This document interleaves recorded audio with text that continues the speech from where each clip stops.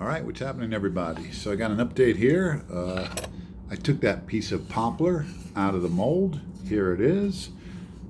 What I did with the mold was I wound up taking this piece here. I'm just going to throw this away because I was much better off using something smaller on that compression point right there. Instead of spreading that force over all this whole area right here, I concentrated all that pressure onto just right here at the very waist. It took a lot less force for me to hold that piece into position. It's been out of the mold for about 3 days now, and I wanted to leave it laying out to dry and just to see if it retained its shape. And look, it perfectly retained its shape. I was afraid that the longer I left it out, the more it was going to straighten itself back out and go back to its original shape, but it hasn't. And that kind of gave me an idea, like, why am I using lumber this thick to make my necks? Because you know, my necks are either laminated or they're one piece. I'm not crazy about a scarf joint neck because you're gluing face grain to end grain, and I know that it gets reinforced with the truss rod, it gets reinforced with the fretboard. I don't think there's anything wrong with a scarf joint. It's just not something that I think is the best. I think it's a lesser expensive way to get a neck out of a single piece of wood. I don't mind spending the extra money and having it seamless if that's going to be the case. But if I took a 5/4 piece of maple and thicknessed it down on the headstock side and bent it back to a headstock, I mean, how cool would that be? I mean, does anybody do that? And if they don't, why not? I'm gonna have to do some research on that. Speaking of research, let me put this away. The form's working out great, by the way. I cut my fretboard. I got it all laid out. It's 20 frets to the sound hole and 14 frets to the body, and it's a 26-inch scale length. Now that should make it a little bit more bassy, a little bit more boomy, right? Here's where I'm at with the neck through. I got the notch cut. That's 3/32. So more than that 2 millimeter thickness that everybody talks about for the side to the guitar. 2 mil is so thin. I thought 3/32 would be thick enough that I would feel very confident with it not to cup, and thin enough that I should be able to bend it. But I don't think I'm going to use the poplar. I got 2 beautiful pieces of poplar over there. They sell them in the hardwood aisle, but it just doesn't feel like hardwood to me. Like, I'm just gonna take the cap of that Sharpie and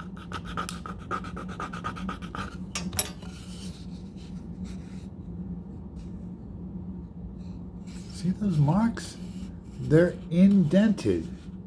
So it's not like I'm like grinding on it as hard as I can. I'm not putting that much pressure on it. Here's a drywall screw. Let's say you bring your guitar to work where you're hanging drywall. I'm kidding.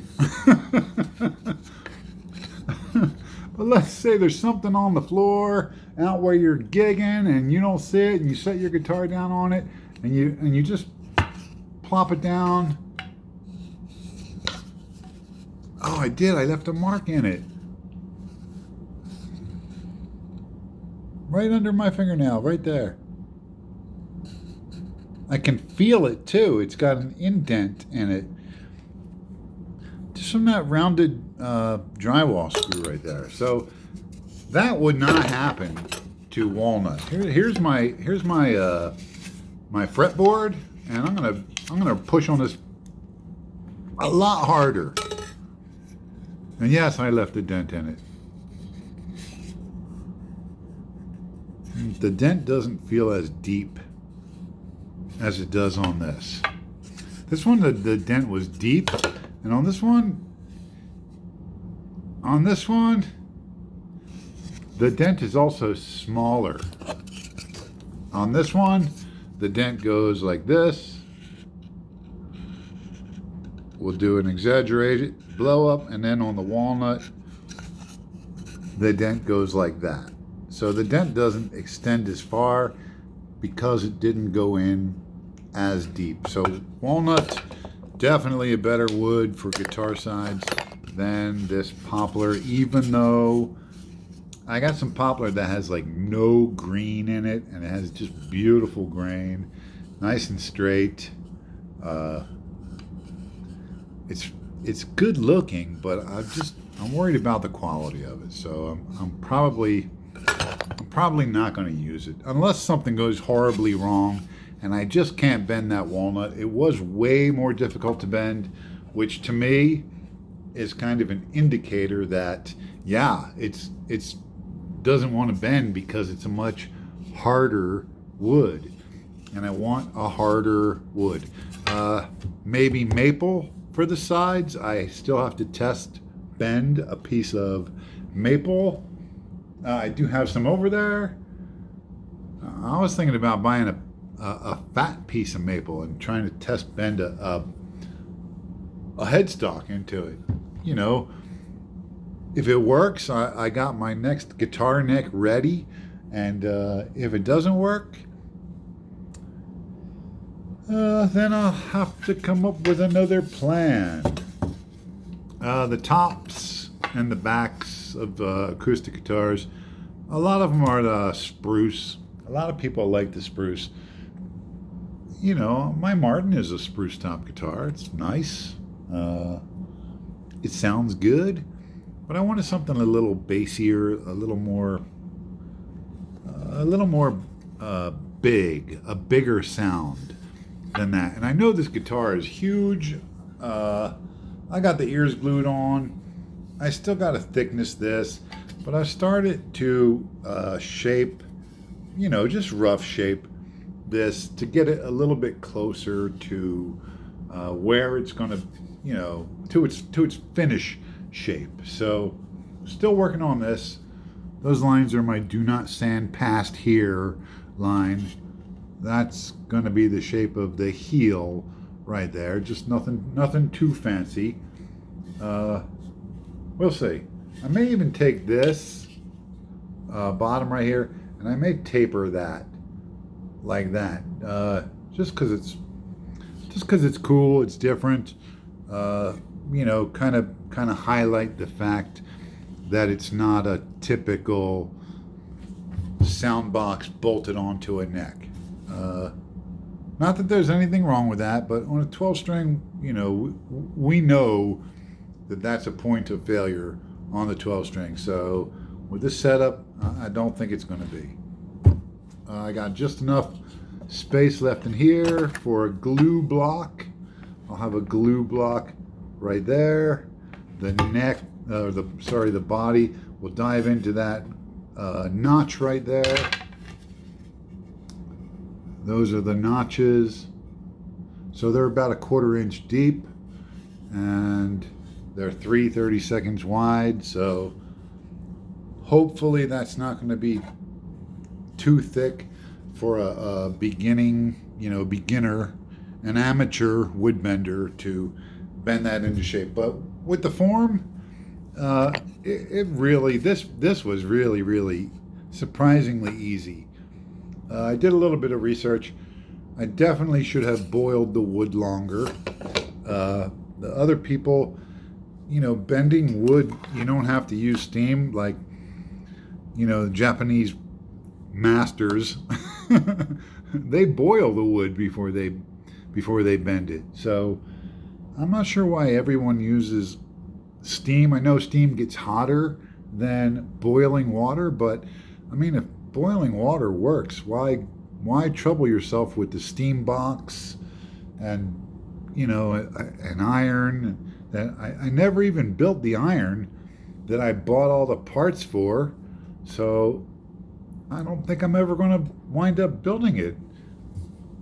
I could use this again on another guitar, but what I won't do is build another. I won't build another one of these, right? A lot of people that build acoustic guitars, they just build the same guitar over and over and over and over again. Like, that one's blue, and that one's green, and that one's red, and that one has chrome tuning machines, and that one has gold tuning machines. It's still all the same guitar. You can change out the woods and you can get some different tones, but if I'm going to build another acoustic guitar, it's not going to be another Dread, right?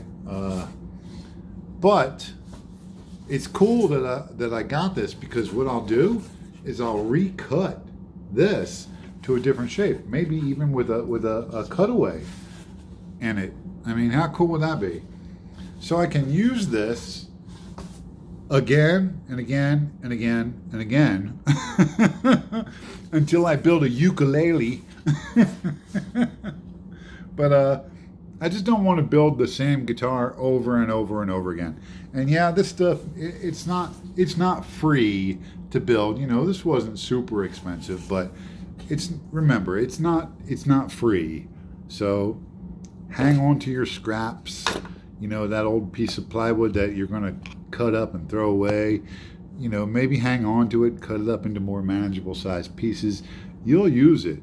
But let's repurpose this when I'm done with it, instead of throwing it away and just starting from scratch. If this even works. I'm very confident right now that at the point that I'm at, everything looks like it's going to work out just perfectly. Everything's looking just, as long as I think about stuff and I do it in the right order, that's where you're going to get yourself into trouble if you're trying to do stuff not in the right order. It was crucial that I cut the width of the neck now, and that's because that fretboard tapers wider as it goes up, and I wanted to make sure I had this dimension right here exact, which I only had to take like a half a mil and a half a mil. I didn't even take it off with the router. I took it off with sandpaper, just a block of wood and sandpaper, because I had to take such a small amount of wood off of right here, because I figured, there's calculators online. I used a calculator to figure out the width of the 14th fret, which is where the body intersects the neck on an acoustic guitar, is at the 14th fret.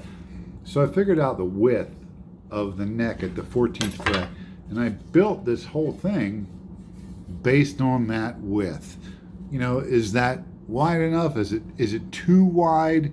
And I wanted this to be just a little bit wider than its finished dimension, which it was by a millimeter, so not much at all. It would have been a little bit more. It would have been about 2 mils bigger, but I made the fretboard just a little bit wider here because I have a tendency to push that string up off the fretboard when I'm playing a wide neck. So it's because my fingers are less like this. What's a good angle to show you? They're less like this, and they're more like this. So I'm pushing instead of pressing. I know that about myself. I owned a 12 string years and years and years ago, and I do that on my Martin also. I don't actually push that string up off the fretboard, but I sharpen it. So it's something that I got to be very conscious of on these wider fretboards. So it's just, you know, tailored to something that I know about the way that I play. So I wanted to give it just a little bit extra width up here, just so I don't look stupid and not be able to play this, you know, this 12 string. So that's my update for now, guys. The next thing I got to do, I'm going to do a little bit more experimenting. I'm going to bend some maple. If the maple bends easily, I think I'm going to do all maple and walnut. I'll do a walnut top, a walnut back, maple sides, and then of course I got the maple walnut mix on the rest of it. So, you know, why not just stay with those two woods? So those are definitely better than this poplar. You know, so I think what's going to happen, I'll do a prediction here. I think the maple is going to bend a lot easier than the walnut. So I do think I'll wind up having maple sides, possibly a maple back, and walnut top with walnut binding. Might look cool. But we're still undecided. The only thing I know for sure is that I will not be using this, even though it bent real nice and easy, and it retained its shape off the form. I hope the other woods perform, you know, close to that.